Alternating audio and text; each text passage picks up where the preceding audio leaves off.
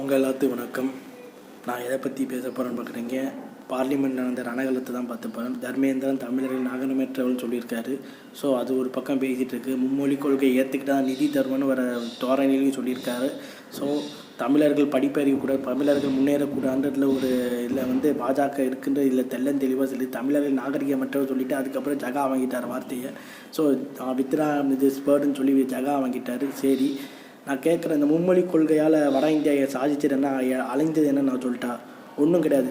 மகாராஷ்டிராவில் மோடி ஐயா அவர்கள் தேர்தல் பிரச்சாரம் பண்ணுறாரு. தேர்தல் பிரச்சாரம் பண்ணுறப்ப அவர் பேசக்கூடிய இந்தியை மராட்டியில் எத்தனை பேர் டிரான்ஸ்லேட் பண்ணுறீங்க?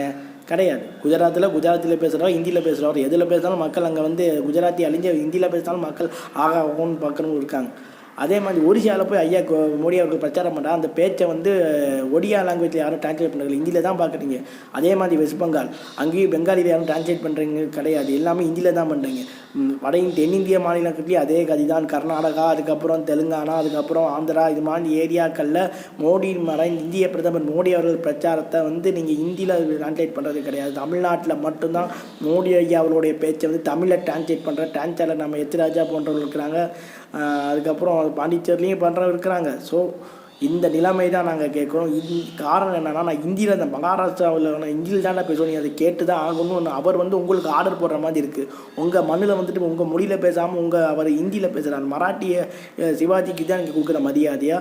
ஸோ இந்த நிலைமை தமிழ்நாட்டுக்கு வந்துடக்கூடாதுன்னு ஒரே காரணத்துக்காக தான் நம்ம மும்மொழி கொள்கையை எதிர்க்கிறோம்.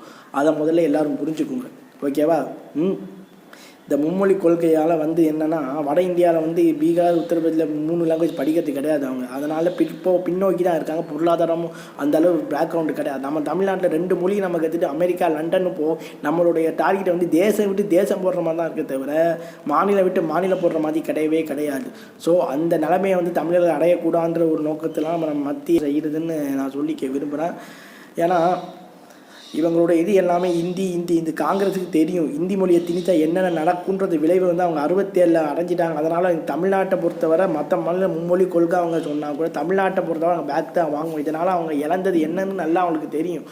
ஸோ அதனால் மும்மொழி கொள்கைக்கு அங்கே வரமாட்டாங்க. ஸோ இப்போ தமிழர்கள் நாகரிகமற்றவர்கள் சொல்லியிருக்காரு கல்வித்துறை அமைச்சர் தர்மேந்திர பிரதான். அதிமுக என்ன சொல்லி, இருமொழி கொள்கை தான் எங்கள் உயிர் மூச்சு.